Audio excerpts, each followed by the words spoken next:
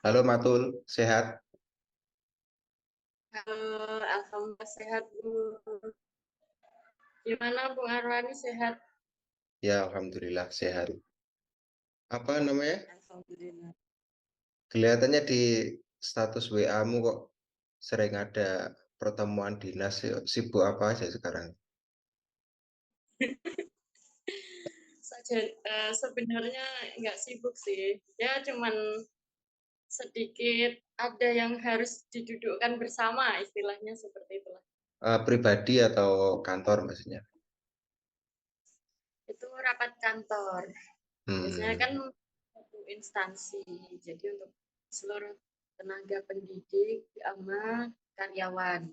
Ya rapat-rapat kecil-kecilan gitu. masih kangen dengan Jogja, Matul? Waduh, Jogja, Rek. Kalau ditanya tentang Jogja tuh ya pasti Jogja 5 tahun, Bung. Bung Arwani berapa tahun di Jogja? 2012 sampai 2019. Berarti berapa tahun? 7 ya? Apa 8? Iya. 8 Waduh. tahunan. 7 tahun, 8 tahun hampir. Kalau kalau inget kata Jogja tuh jadi inget masa-masa masa-masa petualangan, Bung. Yang jelas masa-masa petualangan. Inget orang-orang yang ada di dalamnya itu ya, ya Allah, beda sama orang-orang yang di Jakarta. Seberapa romantis Jogja menurut kamu? Oh, jelas sangat romantis overload menurut menurutku pribadi ya. Karena Jogja itu apalagi kan kita pernah mengenyam pendidikan di sana gitu ya, Bung, istilahnya kan Bung Arwani lebih dulu ya. Terus aku nyusul 2014. Nah, disitulah pertama kalinya saya ketemu orang-orang yang rambutnya gondrong-gondrong dan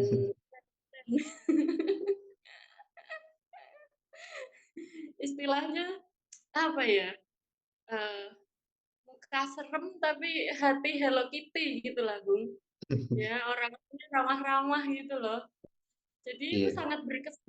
Ya, kesan pertama itu positif. Jadi sampai terkenang sampai sekarang gitu. Teman-teman kita, kawan-kawan kita yang rambutnya gondrong-gondrong dulu. gondrong tapi mainnya itu ya. Kalau ngumpul HP miring terus ya. Benar. Iya. Kenapa dulu kamu memilih ke Jogja? Ya. Awalnya kan aku kan 2013 kan daftar SBM, tapi ternyata gagal, ya kan? Iya. Gagal. Terus apalagi ketambahan ada nyinyiran tetangga-tetangga yang nggak enak kayak gitu ya. Terus akhirnya kan aku kerja ya kan, aku tetap pengen ke Jogja jauh dari rumah gitu lah istilahnya. Waktu itu aku nggak tahu kalau Jogja itu kota pelajar. Ngertinya Jogja itu jauh dan keren gitu aja. Ngertinya Jogja itu jauh, keren, ada di TV, sering muncul gitu kan. Terus ada Malioboro, dulu kan waktu SMP kan pernah wisata ke sana. Ya. Malioboro, terus lanjut ke Magelang, ke Candi Borobudur. Bahkan sebelumnya aku tuh ngertinya Borobudur kui panggone nang Jogja. Borobudur Ya, di sama Jogja. lah. Heeh. Ternyata setelah nyampe Jogja itu, oh ternyata Borobudur itu di Magelang. Nah, terus akhirnya kan dari aku kerja tadi 2013 gagal SBM, aku ada semacam kayak sakit hati gitu, sakit hati. Tapi dalam diri itu aku harus bisa membuktikan ke orang-orang bahwa aku bisa mengenyam pendidikan yang istilahnya lebih baik ketimbang orang tua lah istilahnya gitulah, Bu.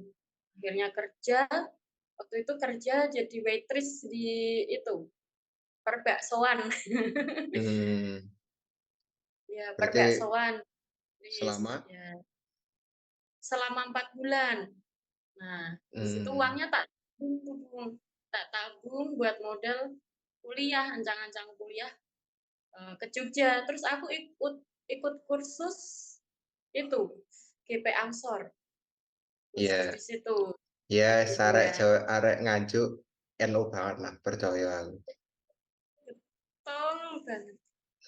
Ikut 1 bulan kursus, nah keluar dari tempat kerja yang perbaksoan itu tadi kan aku pamitnya gini, "Assalamualaikum Bu, maaf ya Bu, saya keluar, saya mohon izin mau mau kerja dulu, diajak kerja." Ya waktu itu saya bohong gitu loh, saya bohong karena kalau nanti keluar terus alasannya kuliah kan nanti malah dinyinyirin gitu loh, ya kan.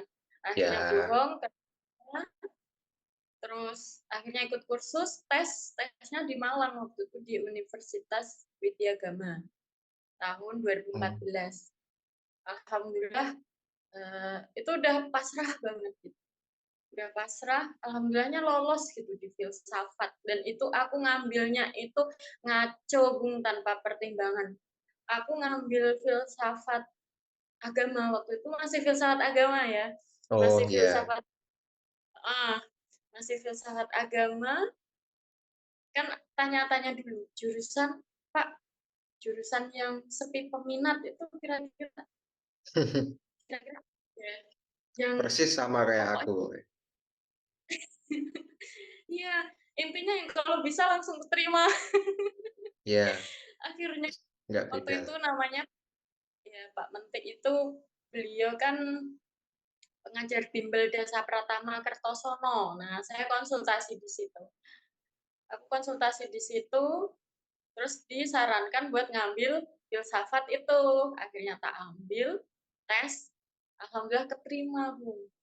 Alhamdulillah keterima, terus setelah itu,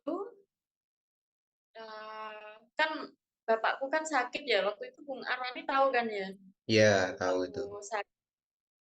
eee, sakit TBC ya, sakit TBC, ternyata pengobatannya kan udah telat gitu ya, pengobatannya udah Iya, telat, terus setelah itu nah di situ loh awal kegoncangan, Bung. Almarhum bapak kan meninggal 2014 ya, akhir akhir iya, 2014, itu masih terus akhirnya ada bidik misi, alhamdulillah ikut challenge, daftar iseng-iseng bidik misi itu. Aku ikut challenge bidik misi, satu angkatan, waktu itu satu angkatan nama Adit, terus dibantuin nama Yusron sama kawan-kawan lah pokoknya. Alhamdulillah lolos keterima gitu. Sampai saya pernah pernah curhat ke anak-anak teman-teman kita gitu ya. Ini nanti kira-kira aku bisa lanjut kuliah nggak? Bapak itu kan udah nggak ada gitu. Akhirnya ya udah lah, lanjut mau nggak mau kan kerja. Akhirnya juga kerja di bimbel. Oh pokoknya itu tahun-tahun mmm, penuh perjuangan Bung, pokoknya. aku Beneran. tadi mau tanya loh sebenarnya, kenapa kamu memilih filsafat, tapi udah diceritakan duluan. Dan ya ceritanya nggak beda jauh sama aku lah. Aku dulu kalau dulu belum ada aku dulu lihat di buku itu ratingnya filsafat tuh 0. Dulu masih akidah filsafat ya, belum filsafat agama. Iya. Dan Mhm. ya merasa beruntung lah. Menurut kamu di antara Jogja dan filsafat mana yang paling berkesan? Ya antara Jogja dan kuliah di jurusan filsafat itu mana yang paling berkesan? Yang paling berpengaruh Berkesan untuk dirimu lah. yang paling berpengaruh itu pasti filsafatnya lah Bung, ya. Kan awalnya kan nggak ngerti filsafat apa gitu. Terus tiba-tiba ternyata isinya membahas Tuhan. Tiba-tiba tentang hal-hal yang intinya ya begitulah di luar di luar nalar gitulah ya Bung, intinya. Tapi aku ngerasa kalau masuk di filsafat Jogja tuh kayak kesasar di jurusan yang benar. Kamu Aku merasa sangat merasa itu, maksudku Mhm. waktu itu atau mungkin kalau dilihat dari sekarang itu, kamu merasa antusias nggak waktu itu dengan jurusan filsafat, dengan studi filsafat maksudnya? Antusias banget tuh, antusias. Karena itu, apa ya, antusiasnya karena kan, kita pengen segera kuliah gitu loh, ketemu teman-teman baru, terus masuk ke Maksudnya kelas sewaktu ternyata sewaktu menjalaninya, sewaktu udah ada di dalam kelas. oh pas udah masuk di dalam kelas, Iya. ya sangat sangat sangat excited pokoknya. Waktu waktu awal masuk filsafat tuh kan kayak kita tuh masih di fase genit-genitnya mikir, ya enggak sih? Iya, Genit-genit mikir fase istilah. apa namanya, kalau istilah sekarang mungkin puber ideologi seperti itulah, masih Ya, betul. Betul. pencarian jati diri, ya kayak gitulah. Betul. Itu fase-fase yang sangat menggebu-gebu lah intinya tuh. Pengen tahu ini itu gitu. Terus ya membaca buku yang apa ya kadang nggak nyambung. Aku sendirinya ngerasa belum nyambung gitu loh. Tapi kayak aku harus tetap membaca membaca sampai berkali-kali gitu. Kayak di filsafat itu kan kita kan eh, atmosfer di UIN kan orang-orangnya Hmm, yang ditanya pasti udah baca buku apa, udah baca buku apa, pasti ditanyanya kan kayak iya. gitu. Jadi baca buku itu keren lah kalau atmosfernya Iya, seperti itu. iya betul. Apalagi kalau ditanyain udah baca buku apa, aku kurang moco opo-opo. Hmm, Itu rasanya kayak malu gitu loh, iya, malu kayak kebulan gitu loh, Bung. ada gengsinya tersendiri ya. Ya, menciptakan gengsi, tapi gengsinya itu gengsi yang positif gitu loh, ya nggak sih? Iya, Positif vibe. Karena lingkungannya itu pada semangat-semangat belajar, gitu, semangat diskusi, aku lihat tuh. Pokoknya antusias gitulah, sampai rapat yang tak berujung. Ya. menurutmu Jogja dan filsafat itu apakah itu satu fase dalam perjalananmu yang biasa aja atau itu satu fase yang mungkin memang cukup bermakna sampai saat ini? Kan ada orang yang ya dulu kuliahnya apa, kerjanya apa, karena memang dia Ah, relate dengan lebih relate dengan hal-hal baru di depannya, bukan hal mm, yang pernah dia pelajari seperti itu. Menurutmu? ya.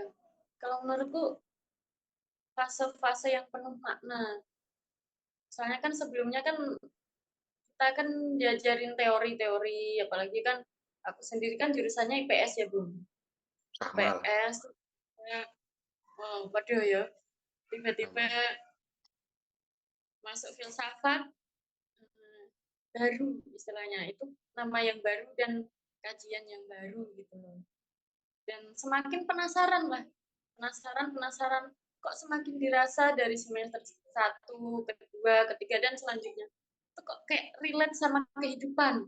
Apalagi kan dasar-dasar filsafat itu kan harus kritis, ya kan? Iya, Dinamis, radikal, sistematis, dan lain sebagainya lah. Itu yang masih nempel di otakku ya. Itu bahkan hal-hal mungkin itu dulu kan teori ya, sekarang kan kalau saya ingat itu kan kalau aku ingat ya ya masuk di lingkup praktek, lingkup keseharian, bahkan kita beraktivitas pun itu kan butuh suatu pemikiran yang logis, pekerjaannya juga harus sistematis, berurutan gitu kan. Terus radikal, kalau iya. ada masalah dipecahkan sampai akar-akarnya gitu kan, dicari seluk-beluknya gitu. Ya intinya yang masih nempel itu. Hmm. Yang masih nempel itu. Kalau sekarang kan udah jauh dari teori kan. Kalau Eh, Bung Arwan gimana?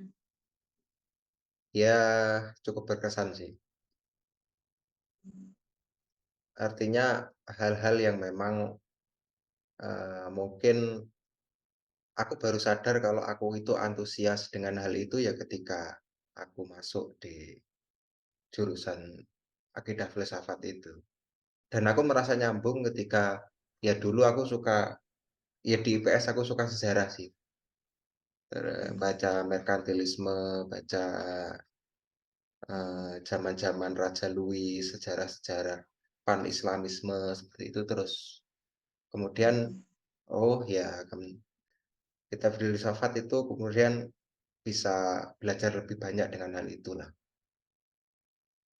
Iya, Tentang istilahnya hal-hal yang memang membentuk cara pandang dunia, membentuk ideologi-ideologi dunia. Ya kamu tahulah circle kita dan teman-teman diskusi itu heeh, siapa aja dan apa aja yang didiskusikan itu kan kamu bisa mengerti itu. heeh, mhm. Sudah berapa lama kamu di Jakarta tuh? Sejak aku lupa, 2019 ya atau 2018? Enggak aku di Jakarta tuh, awal 2021, Oh awal 2021? heeh, pas itu kayaknya masih Covid deh. Kan Covid kan kalau nggak salah tuh 2020, bulan Maret ya? Akhir Maret, karena akhir Maret itu aku kena PHK, Bu, PHK, Di? kan karena Covid dan ikut tes itu, ikut tes di Jakarta itu. Oh, aku itu kayaknya dengar kabar kamu daftar di Jakarta itu kayaknya 2020 apa ya? Kalau nggak 2019. 2020 itu aku ikut tes SKD, kan awalnya kan, eee, kalau SKD kan di Jakarta di PKN, setelah itu kan SKB-nya kan di Nganjuk online. Oh iya, waktu itu, waktu Covid itu kan kamu cerita kalau ngajarnya kan online, jadi bisa di rumah gitu Heeh ya? heeh, 2020 itu aku masih tes, Bung, masih petualangan itu. Terus akhir Mmm, November, kalau nggak salah pengumumannya itu tanggal 30 November malam. Itu pengumuman dari Kemenak itu, pengumuman kelolosan CPNS. Terus akhirnya Januari itu aku berangkat ke Jakarta. 2021. Heeh, 2021. Terus Sudah ngajar. ya, sudah seberapa nyaman di Jakarta? Aduh, oleh cerita sithik ora iki tentang Yo, akeh nyamannya nggak Jakarta. akeh nggak apa-apa. Jadi nyamannya Jakarta sama nyamannya Jogja itu beda menurutku. Mmm, Kalau misal kita di Jogja kan kita nyaman, ketemu orang-orang ramah, ketemu circle yang sangat baik hati, terus intinya orang-orangnya friendly, banyak kuliner dan apalah, intinya memenuhi kebutuhan mahasiswa ya, mungkin dari lingkungan, enggak mungkin lah, menurutku kamu sejak 2016 itu udah cukup struggle lah dari yang lain. Iya, entah kerja di mana, entah di mana. nek aku aku ngaraninnya dudu struggle, tapi ancen kepepet, gitu. Ya itu Kadang biar kan lebih keren aja aku ngomong kayak gitu. nah, bahasa bahasa blak-blakane kuwi kan kepepet. Kadang kan orang menciptakan suatu karya, bergerak itu kan di dua kondisi. Pertama kepepet, yang kedua merdeka, ya enggak? Iya, Nah, tapi waktu kayaknya itu lebih aku banyak yang kepepet deh, iya seharusnya betul, itu. kepepet itu. Nah, kalau di Jakarta kan, ya kalau istilahnya kan kita benar-benar aku tuh berangkat ke Jakarta dari nol. Berangkat ke Iya, Jakarta dari nol, waktu belum itu pernah sama sekali sebelumnya ya? belum belum. Pernahnya itu pas waktu ada acara bidik misi. lama 2000 berapa ya, 2018 kalau nggak salah, kalau nggak 2017, lupa, udah lama. Itu udah lupa sama Monas, terus ke Jakarta, berangkat sendiri dari Lempuyangan, diantar teman-temanku kan, dari Lempuyangan akhirnya nyampe ke Jatinegara. Nah, nyampe Jatinegara tuh aku bawa itu loh, tas jinjing, tas laundryan, tahu nggak? Ya, Tas ya, laundryan itu isinya berapa gitu ya. Terus akhirnya Gojek dari Jatinegara nyampe Kanwil DKI. Kanwil DKI Jalan DI Panjaitan apa ya, aku lupa. Itu Gojek, mandi di situ, di dekat ada warteg gitu, mandi. Terus akhirnya datang ke Kanwil, udah rapi. Tasku tak titipin ke masjidnya, Bung. Aku nggak ada temen, aku lihat tuh teman-temanku pada diantarin keluarganya, sama apalah, sama anaknya, istrinya, suaminya lah, pokoknya kayak gitu. Aku sendirian waktu itu, Bung. Jadi benar-benar kayak orang hilang. Tapi ya mau nggak mau kan harus berani gitu ya, tak paksa-paksain.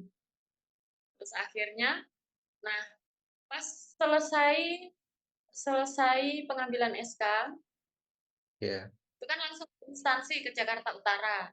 Nah, kan Wil Pusat DKI kan di Jakarta Jakarta Timur. Nah, di Jakarta Timur. HP ku mati, Bung, waktu itu. HP Wah, ku mati, bener-bener ya Allah, ujiannya itu bertubi-tubi, Bung. HP ku mati, bingung mau pesen Gojek dari Jakarta Timur ke Jakarta Utara. Akhirnya aku minta tolong ke Pak Satpam, Pak Satpamnya Kanwil itu. Matur suwun lah pokoknya Pak Satpam, lemah teles Gusti Allah sing bales lah. Dipesenin Gojek, akhirnya nyampe ke Jakarta Utara. Itu aku belum dapat kos, Bung. Aku belum, istilahnya belum persiapan apa-apa. Belum cari kosan, belum apa-apa. Aku nyampe itu turun di Alfamart. Nah, terus? disitulah nyampe di Alfamart, aku nebeng ngecas HP sama tanya kosan ke tukang parkir di deket instansi sekolahku situ. Pak, ada kosan nggak sekitar sini? Oh, sebentar. Terus diajak lah. Alhamdulillah deal, malam langsung tepar. Beruntung. Ya Allah, itu Memang benar-benar dari nol. keterbatasan itu menuntut untuk kuat ya, untuk Iya, lebih betul. lebih strong, Itu lebih struggle ya. dilihat orang tuh kayak gelandangan, benar-benar kayak gelandangan, kayak orang hilang gitu. Bahkan ya Allah, nggak ngerti. Terus akhirnya semakin hari, terus kerja kerja akhirnya semakin baik lah sampai sekarang ini. Alhamdulillah banyak support juga ya. Ya, intinya itu masa-masa yang tak terlupakan penuh perjuangan lah. Semakin nyaman berarti ya. Ya, intinya mungkin perjalanan menuju lah. Heeh. Untuk mencapai nyaman itu kan butuh proses ya kan, Iya, proses. Apalagi kan aku nggak punya kenalan siapa-siapa gitu di Jakarta, itu benar-benar dari nol. Beda kalau di Jogja kan, datang terus tiba-tiba disambut teman-teman friendly gitu, asik gitu, mas-mas gondrong. Ya Allah, itu kesan yang pokoknya yang momen-momen yang tak terlupakan. Sedangkan di Jakarta kan kebalikannya, datang tepar nggak kenal siapa-siapa, makan sendiri, kemana-mana sendiri, naik Gojek gitu. Ya pokoknya, masih itu ya berarti. Masih terbawa romantisme Jogja ya, Mang. wah selalu. Romantisnya Jogja itu sulit untuk hilang memang. Betul betul. Angel Jadi ngelak. guru di Jakarta udah berapa tahun? Jadi 3 ya. Berjalan 3 tahun ini, Bung. Berjalan 3 tahun. Hmm. Kamu pernah nggak mungkin ya 5 atau 10 tahun lalu Hmm. berekspektasi untuk jadi guru? Sama sekali nggak pernah. Nggak pernah. Kan awalnya kan 2019 setelah lulus kan aku pengennya lanjut lanjut sekolah lagi gitu kan. Daftar LPDP kok nggak lolos. Nangis itu aku galau berat itu. Bahkan seminggu, 2 minggu aku nangis terus. Nggak keterima LPDP. Terus akhirnya ada temen yang ngajak daftar itu. Daftar jadi daftar CPNS. Ya udah ikut, pasrah lah. Terserah mau mau keterima atau enggak. Waktu itu pikiranku udah mau keterima, mau enggak, mau kerja, mau enggak. Yang penting udah usaha kayak gitulah. Pokoknya pasrah bongkoan lah istilahnya ya. Gak kepikiran jadi guru, nggak kepikiran sama sekali.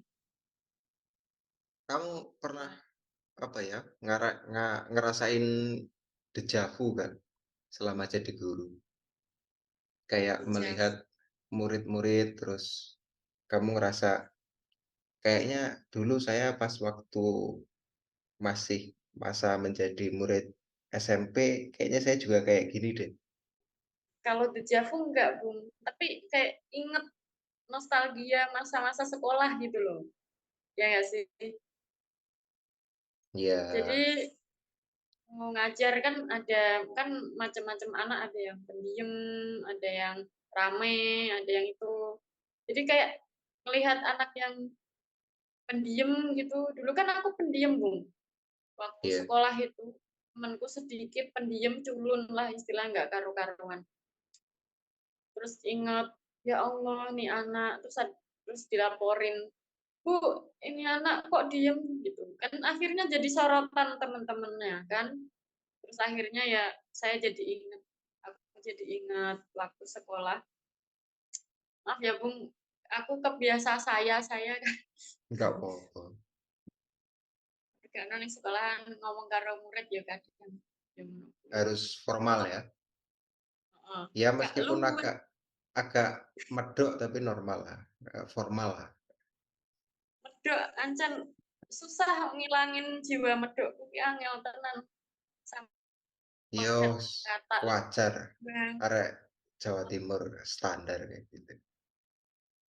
Malah diguyu murid-muridku misal belajar lu gue gitu gak cocok jari ini ra cocok Tapi gurunya keren mau nggak murid di Hah? Jakarta? Keren nggak Kerennya anak-anak di? keren keren apanya dulu. Ya ada sesuatu yang lebih, yang kamu rasa lebih istimewa ketimbang melihat mungkin anak-anak sekolah di daerahmu sendiri atau di daerah lain atau di Jogja mungkin.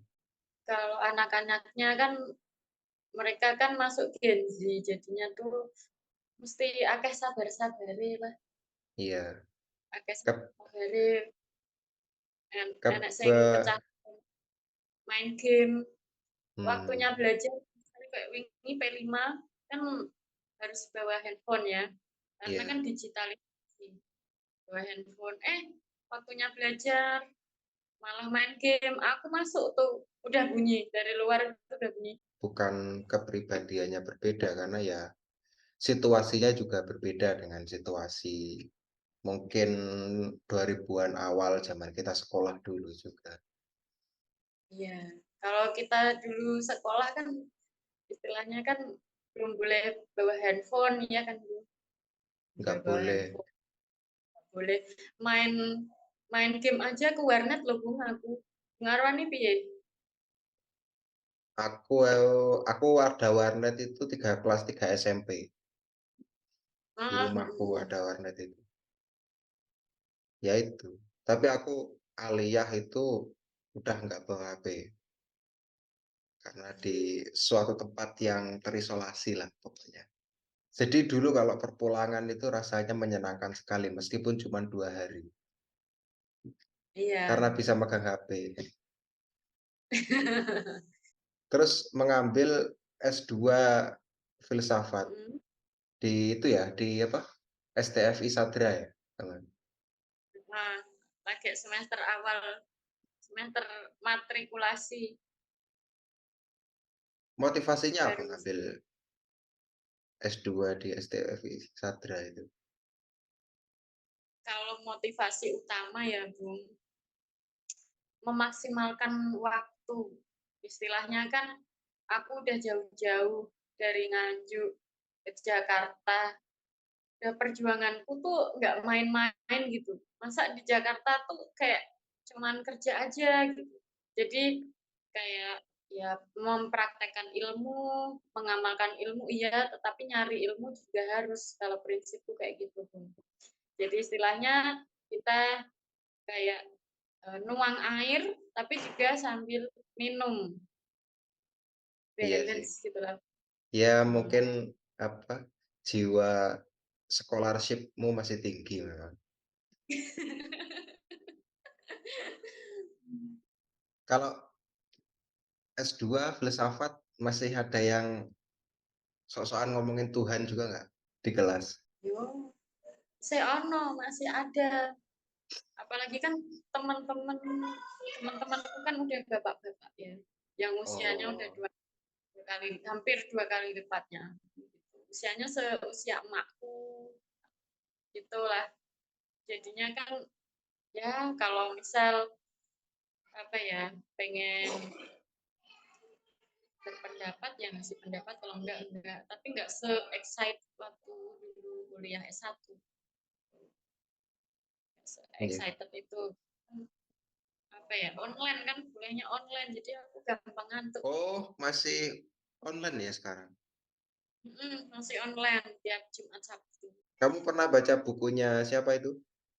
Pak Sidi Gazalba nggak? Siti Gazalba, kayak pernah ya, ya ngerti namanya, tapi aku jujur kayak belum belum pernah baca. Ini setauku beliau dosen eh ngajar di STFI Sadra Hmm, dulu tapi nggak tahu sekarang. Pak Sidi Gazalba itu aku baca tulisannya itu bagus gitu loh. Cara mensistematiskan eh, teori tentang sesuatu itu bagus di buku-bukunya itu. Makanya menurutku ya layak dijadikan referensi lah. Nggak tahu apakah udah almarhum atau belum. Buku terakhir yang kamu baca apa? apa ya? Aduh, aku malu kalau ditanya kapan terakhir baca buku, Bung. Kan selama ngajar udah capek, ngajar lagi capek itu mungkin nggak ke buku sih, Bung, lebih ke artikel. Aku langganan Ya, sama itu artikel Pak Reza Antonius Watimena itu loh. oh iya iya, Nah, jadi kan kayaknya tiap minggu kan beliau kan ngirimin artikel lewat email. Nah, itu kalau aku selo gitu tak baca. Terus kalau buku kan kemarin terakhir aku baca kayak kisah-kisah sufi gitu. Kisah sufi ya mengulang lagi kayak waktu semester 1 lah istilahnya. kamu merasa cukup antusias ya dengan filsafat. Maksudku kalau S1 kan ada faktor-faktor situasi lah. Mengambil S2 dan tetap di jurusan yang sama itu faktornya memang sudah keputusan pribadi lah. Kenapa ngambil filsafat lagi? Enggak, atau mungkin ya keguruan atau apa konseling atau yang lain. Aku ngambil filsafat itu karena emang benar-benar pengen gitu loh. Selama hidupku tuh aku pengen ada satu bidang yang aku tuh bisa gitu loh, Bung. Soft skill istilahnya. Kan di kerjaan kan kita udah masuk ke lingkup pendidikan, ya enggak? Lingkup Iya, pendidikan. Tiap hari ngajar, ngajar, ngajar. Ngasih teori, teori, teori, kayak gitu kan. iya, Ngasih apa ya, pengamalan, praktek ini itu. Tapi itu kan di luar filsafat, ya kan? Terus akhirnya aku mikir, masa seumur hidupku sampai nanti kiamat, sampai mati, cuman gitu, masa maksudnya tuh aku upgrade gitu loh, Bung. Nah, aku ingin ada bidang lain yang di situ aku juga nggak kalah expert gitu loh istilahnya. Jadi satunya itu ranah pendidikan, terus satunya lagi tuh ranah pure filsafat. Jadinya untuk pendidikan ini aku memasukkan ke lingkup karir istilahnya, yang filsafat nih. Ini untuk kebutuhanku, batiniah lah istilahnya, kebutuhan batin, Iya. jiwa, ya biar Kalau menambah heeh. bahasanya anak dulu itu mungkin itu ya, kebutuhan ideologis gitu ya. Ah, ya sepakat, betul lah, eee, kebutuhan ideologis. Istilahnya kayak semacam merawat kewarasan. Iya. Ya Rata? Udah sudah ada itu apa namanya? Jurnal-jurnal atau sudah pengen nulis di jurnal atau ikut riset kemana gitu ya. Kalau riset yang di Jakarta aku belum pernah, Bang, belum. Karena kan ini kan masih awal-awal dan apa ya, masih full, waktunya itu masih full di ngajar ketimbang kuliahnya gitu, masih full di ngajar. Jadi kan belum kepikiran untuk riset, sebenarnya pengen kalau riset-riset, ikut penelitian, ikut kepenulisan lah, ikut berkarya itu pengen. Tapi mungkin untuk, saat-saat ini tuh kayaknya belum gitu loh. Belum waktunya belum pas gitu, waktunya belum Hmm, pas.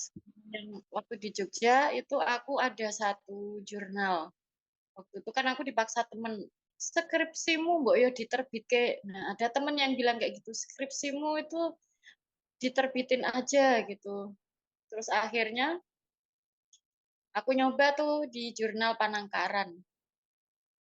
Panangkaran di LPPM UIN. UIN kita itu UIN Sunan iya, Kalijaga ya. Nah, iya, akhirnya alhamdulillah keterima gitu, nggak nyangka tulisanku tulisan isine, eee, apa ya, isine ra karu-karuan kok ya keterima. Istilahnya tuh apa ya, eee, batinku tuh tulisan nggak karu-karuan, kok I- bisa-bisanya diterima, alhamdulillahnya lah.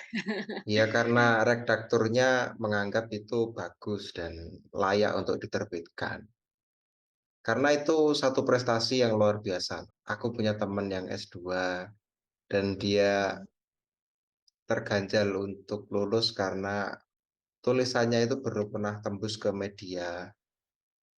Artinya mhm, dia belum pernah membuat jurnal yang memang diterbitkan. Gitu loh. mhm, Dan ya selendang-selending kan juga ada yang untuk menerbitkan jurnal harus bayar berapa dan untuk nah, itu sebagai syarat kelulusan. aku Dan sempat dengar ketik, juga kayak nah iya, maksudku kamu dengan kemampuan membuat skripsi kemudian membuat jurnal dan diterima itu udah ya melampaui yang sudah S2 lah. belum, Bung, itu baru belajar nulis lah istilahnya. Kan kita, apa ya istilahnya, kita memasukkan tulisan itu kan pertama kita harus revisi dulu lah istilahnya. Revisi itu aku Editing lah. bingung. Oh, editing, betul. Editing tuh aku konsultasi sama temanku. Terus akhirnya dibantuin lah. Ada temen yang alhamdulillah berbaik hati mau bantuin buat ngedit. Tapi ya tulisannya ya, apa ya, merapikan lah, lebih ke merapikan. Karena kan mungkin ada beberapa kayak nggak terstruktur gitu kan, Bung. Iya, Tapi aku cek itu emang bener-bener isinya itu ya, lah ini skripsiku sing ra karu-karuan, ternyata ya sama orangnya alhamdulillah dirapikan lah. ya editor itu mungkin perannya kecil aja kalau media kayak gitu. Ya peran utamanya ya penulisnya itu. Aku pengen Gimana? tanya, eee, kan kita kan belajar filsafat kan alhamdulillah udah bertahun-tahun gitu kan. Nah, menurut Bung Arwani sendiri gitu, adakah suatu sisi dari filsafat itu yang menginternalisasi ke dirinya Bung Arwani barangkali gitu? Sampai apa ya, benar-benar dihayati ini tiap harinya jadi pedoman hidup itu apa kira-kira? eh Gini, aku itu ya filsafat itu kayak lebih ke modal untuk tahu sistematisnya aja. nggak fanatik di satu tokoh tertentu atau punya ajaran tertentu dengan atau cara pandang tertentu itu, untuk fase ini enggak. Mmm, Misalnya mungkin hari ini yang paling hype itu tentang filsafat Stoa gitu. Iya kalau aku ya, ya oh iya filsafat Stoa gitu. mmm,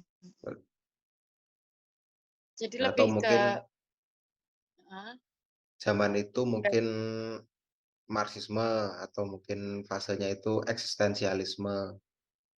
Ya lebih belajar, oh iya seperti itu.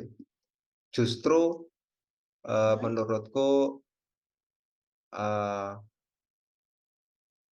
bacaan-bacaan yang berpengaruh atau, ide atau pemikiran-pemikiran yang berpengaruh itu lebih banyak di, penulis-penulis yang budayawan. mmm, Contohnya mungkin ya kalau di Jogja Mbah M.H. lah. MH Aku Ainun Najib. iya, aku baca karya Mbah M.H. itu Aliyah awal pertama kali. Selilit apa kok iya, Selilit Sang Kiai itu Aliyah gitu. Nah, terus Mmm, kemudian karena pas waktu awal kuliah masih penasaran, akhirnya ngumpulin yang lain-lain kayak Jejak Tinju Pak Kiai, terus Kiai Hoki, terus Markesot-Markesot yang itu, terus ya zaman apa, Mati Ketawa Ala Reformasi, Surat Kepada wah, Kanjeng Nabi, yang itu-itulah, bahasa-bahasa berarti itu. udah termasuk udah banyak lah istilahnya, eee, bekal Bung Arwani buat masuk filsafat. Eee, ya mungkin dari salah satunya mungkin dari karyanya Mbah M.H. itu sih. Apa namanya, Mmm, Jejak Tinju Pak Kiai itu, bukan Jejak Tinju Pak Kiai, tapi Selilit Pak Kiai itu. Dulu ada di perpustakaan sekolah itu. mmm, kok tertarik baca itu gitu? Ya karena ada aja, kalau dulu nggak nganu lah, maksudnya, belum tahu yang menarik yang mana gitu, karena ada. Bahkan dulu di perpus itu ada Magavelar itu ada. Aku Mmm, aku baca dan nggak paham, baru bisa mencerna itu ya waktu kuliah, Saijah dan berarti Adinda itu. udah keren, istilahnya kan sekolahnya udah keren, apalagi Bung Arwani kan antusias. Waktu itu kan waktu sekolah aku belum pernah baca yang gitu-gitulah, Bung. Cuman bacanya mungkin ya repal-repul gitu, terus buku paket dari Itu Erlangga itu SD, gitu. Erpal, Erpul itu SD. Iya, heeh. Tapi itu tetap kadang kepake gitu loh, sampai MAN ya, sampai aliyah itu kepake. Hmm, baru Terus tahu apa sekarang. ya, ya kemudian ya budayawan, esai yang pengaruh itu, almarhum Pak Tri GS itu Mmm, cukup excited menurutku dari aku sendiri karena tulisan-tulisannya itu menubuh gitu loh. Hal-hal mmm, keseharian yang itu kemudian direnungi dan ditemukan maknanya. iya sih. Terus yang ketiga penulis Brazil, Paulo Coelho yang ya mungkin ini ngepop lah ya, tapi memang menurutku tulisannya bagus lah. Bahkan aku Wah, apa, ngumpulin ini apa, apa ini, nggak kelihatan, kelihatan enggak, nggak? bukunya siapa? Karya Itu siapa itu? ya Alkemis lah, Alkemis versi bahasa Indonesia. Mmm, Karena salah satu memang apa ya, karya-karyanya itu cukup cukup menggerakkan lah. Ya mungkin lebih itu sih, terhanyut oleh karya-karya penulis sastra sih. Kalau berarti soal lebih pengaruh loh ya. lebih condong ke sastra ya berarti? Sebenarnya Iya filsafatnya itu berawal dari sastra, tulisan-tulisan para penulis estetik itu kayak siapa tadi, M.H. Ainun. Udah iya, kenal itu ya esai-esainya. saya. Kalau aku dulu belum belum baca itu, Bung. Cuma, ya baca itu buku LKS, Repal-Repul, terus buku paket, udah. Jadi yang penting sekolah tuntas dulu. Belum kepikiran baca yang lain-lain. Beneran. Iya. Aku pengen cerita ini ya, kita kasih tahu cerita tentang, Heeh, aku mengenal Cak Nun ya. Karena jujur aku heeh. di Jogja berapa tahun itu tuh mungkin satu kali aku datang ke forum Maiyah, satu kali. Kalau, Oh, datang ke forumnya Cak Nun itu waktu di Convention Hall UIN pernah ya. Jadi aku 2 kali aku melihat langsung Cak Nun gitu. Tapi kalau ya emang, excited dengan buku-bukunya itu ya cukuplah menurutku. mhm. Jadi kalau di Jawa Timur kan dulu kita nonton TV itu kan ada JTV kan. Heeh, heeh, Nah enak. nah terus ya itu waktu itu JTV itu acaranya pengajiannya Cak Nun, ya Maiyah kayak gitulah. Nah terus aku kan Terus lihat itu, wah sudah lama itu 2006, 2007 aku lihat itu. mmm, Aku lihat itu, sering ya. iya, ini kok kiai tapi kok Cak Nun kan gitu kan, bacaannya kan pakai kaos, pakai celana, terus gondrong gitu. Ki pengajian kok kiyaine gondrong. Ngomongnya karo rodok misuh-misuh ngono. Pengajian opo ta iki aku ngono. Nah, terus kebetulan kelas 3 Heeh, MTS itu ada buku kumpulan penyair-penyair Indonesia, mhm, sama itu dikasih referensi sama guru bahasa Indonesia lah. Nah, itu aku kan baca, ya Chairil Anwar jelas, W.S. Rendra jelas, ya yang terus aduh M.H. Ainun Najib gitu. Terus iki dak sing tak delok neng TV kae aku ngono. Oh, iki orang Jombang. Ini puisi atau sastrawan, ya sastra yang waktu itu apa ya puisinya ya, kalau nggak salah 1000 masjid satu jumlahnya kalau nggak salah yang puisinya yang ada di situ. Dan keren emang orang ini ya. Nah malah terus dari itu jadi ngefans ya, jadi ngefans sama beliau. belum ngefan belum. Mulai tertarik, mulai merasa ngefan itu ketika itu aliyah aku pindah di Blitar kan. Mhm, Nah, kemudian ya itu dapat buku Selilit Sang Kiai itu. Dari mhm, situ baca, ya baca pertama kan esai pertama itu soal Selilit Sang Kiai itu. Yang dia mengaitkan tentang seorang kiai yang soleh, terus habis mhm, pulang dari acara tahlilan karena habis acara makan-makan juga. Terus mhm, dia itu ngambil kayu yang dari pagernya tetangganya itu loh. Kayu pagar di pinggir jalan buat ngilangin mhm, selilitnya. mmm, mhm, mhm, Habis itu kiai itu meninggal. mmm, Nah, setelah klaim itu kiai itu meninggal, kemudian ternyata ada orang yang mimpi atau kalau nggak salah kalau nggak ada orang yang mimpi itu atau pas dibuka kuburnya itu kiai itu mendapat azab gitu loh. Karena oh, iya, dia itu ibaratnya mencuri, kayu itu yang ada yang jadi pagar tetangganya itu tanpa seizinnya. Dosanya itu, tapi itu membuat dia itu mendapat azab gitulah, kayak gitu. mmm, mhm, Dan kemudian ja cerita itu direfleksikan oleh, orang-orang besar, tokoh-tokoh yang terkait dengan illegal logging di Kalimantan dan mmm, itu, mhm, ini keren iya deh iya. aku udah. Berarti apa ya, kayak dikorelasikan sama ekologi, ya nggak sih? Iya, karena dengan sosial politik lah, dihubungkan Heeh, dengan kondisi sosial politik di Indonesia. Terus esai kedua yang masih aku ingat itu cerita seorang kepala keluarga yang mhm, kemudian kedatangan tamu, terus mhm, tamunya itu bilang kalau di dalam rumahnya si bapak itu ada harta yang sangat banyak. tapi bapak nggak bisa mengambilnya, cuman tamu itu yang bisa mengambilnya. Maka terus agar bisa mengambilnya, maka bapak perlu memberi izin untuk tamu itu eh, mengeruk, mengambil harta karun yang ada di rumah itu. Hmm.